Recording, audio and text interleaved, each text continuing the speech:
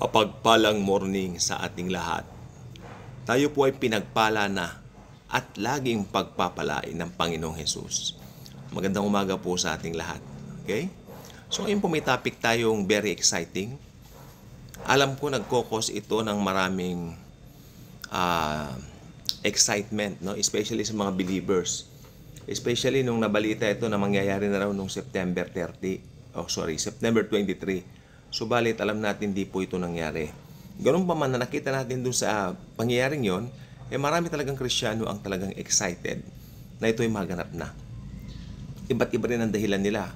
Each individual has their own reason bakit gusto nila mag-rapture. Yun ang topic natin ngayon, the rapture of the church. Hindi ako magsasawang i-topic ito sapagkat ito ay tiyak na mangyayari. It's an imminent event.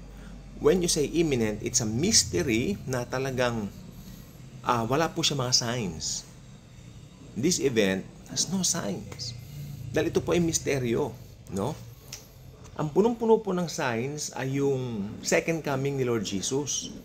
Together with the saints sa atin yon. Tayo yung mga saints nasa likod niya habang parating siya sa harapan. Yun po ang punong-puno ng senyales at mga signs.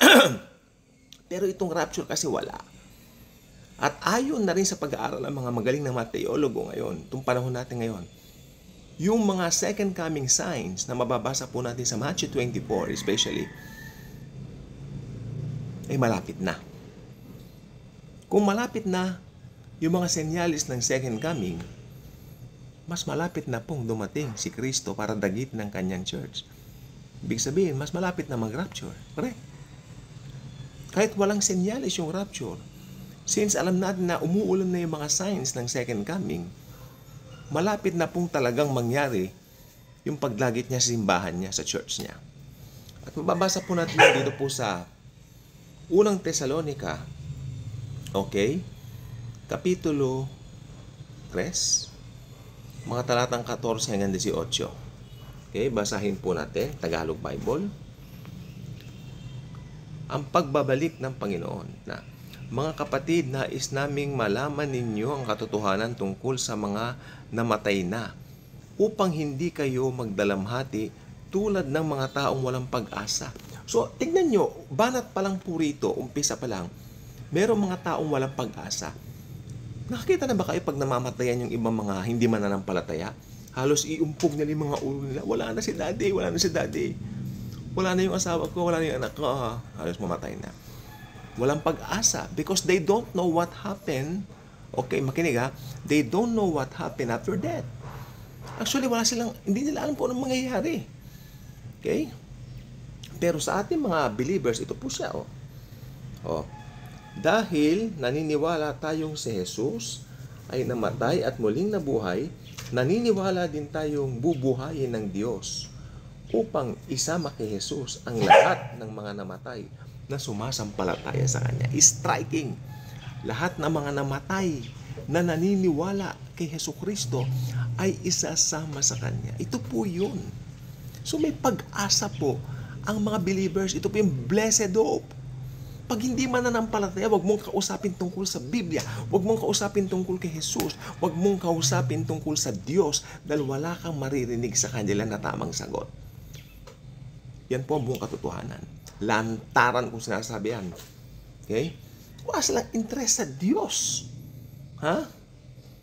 So, dito makikita mo yung distinction ni Pablo sa mga mananampalataya ni Jesucristo sa mga hindi. Very precise. Si Apostle Paul dito. Tuloy natin. Ito ang itinuturo ng Panginoon na sinasabi namin sa inyo. Tayong mga nabubuhay pa at natitira pa hanggang sa pagparito ng Panginoon ay hindi mauuna sa mga namatay na. Hindi pala tayo mauuna doon sa mga namatay na. Ibig sabihin, mauuna sila. Na ano? Sa araw na yon ay maririnig ang tinig ng arkanghel at ang tunog ng trompeta ng Diyos. Mamarkahan ko lang po ito sandali. Ano po? Para sabihin ko sa inyo. The trumpet that will sound on the day of the rapture will be heard only by the believers of the Lord Jesus Christ. Hindi yan maririnig ng buong mundo. Maririnig lang yan ng mga mananampalataya ni Jesucristo. Only the believers of Jesus will gloriously hear that. Tayo po yun. Tayo po yun. Okay? At ang Panginoon mismo ay bababa mula sa langit na sumisigaw. At ang mga namatay na sumasampalataya kay Kristo ay bubuhayin muna. Pagbasta niyo to. At ang Panginoon mismo ay bababa mula sa langit na sumisigaw. Sumisigaw si Jesus. Anong sinisigaw niya? Mahal ko kayong mga anak ko. Mahal ko kayong mga anak ko. Welcome home mga anak. Welcome home mga anak ko. Yan ang isisigaw ni Jesus sa araw ng rapture. Pagkatapos tayo mga yan, di ba? Kasi mauuna muna yung mga namatay. Bubuhayin sila, no? Yun ang senaryo diyan, yun yung pagkakasunod-sunod. Bubuhayin sila. Halimbawa, nailibing ka sa Bicol, nakalibing dun yung patay sa Bicol, mananampalataya yan, namatay yung tao na yun, nananampalataya kay Kristo, ay namatay halimbawa 1928 papatay yun, o 1910 patay na yun, nilibing siya noong 1910 sa Bicol. Sa araw ng rapture, mag-crack-crack yung kanyang libingan at siya po ay lalabas doon glorified body.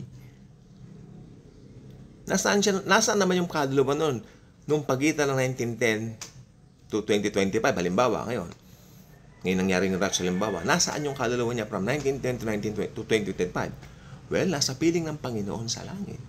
Kaya lang yung espiritu niya bababa muli doon sa Bicol kung saan yung libingan niya at siya'y bubuhayin. May tanong pa, paano yung mga cremate? Yung mga cremated, yon, sila po ay mabubuong muli. Okay? Hindi problema kay Lord yan. Ano ba pinoproblema mo? Ano ba yan? Okay? Pagkatapos, ito na yung part natin.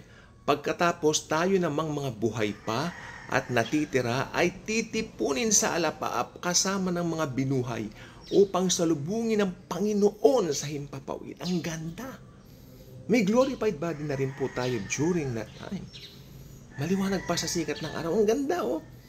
Pagkatapos tayo namang mga buhay pa at ang natitira ay titipunin sa alapaap kasama ng mga binuhay upang salubungin ng Panginoon sa himpapawid.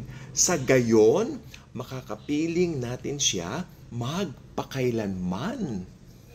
Okay? Kaya nga, palakasin ninyo ang loob ng bawat isa sa pamamagitan ng mga salitang ini. Ito.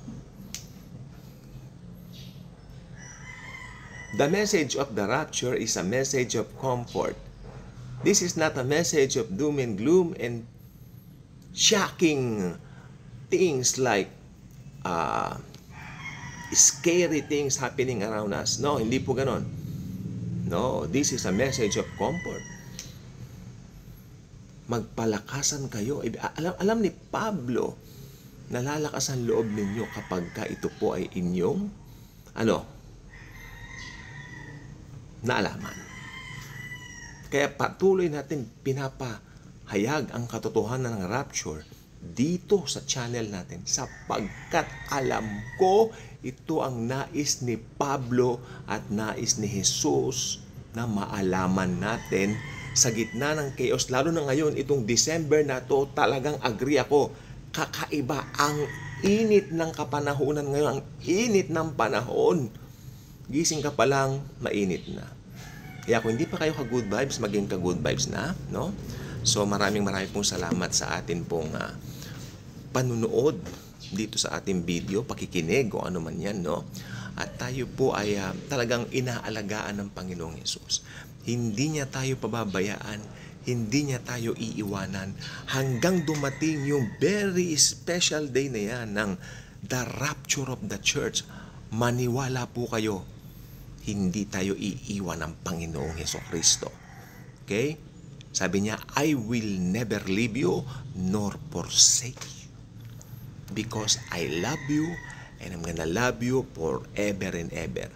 Ang totoong unconditional love ay kay Jesus lang po, hindi sa kapwa-tao natin.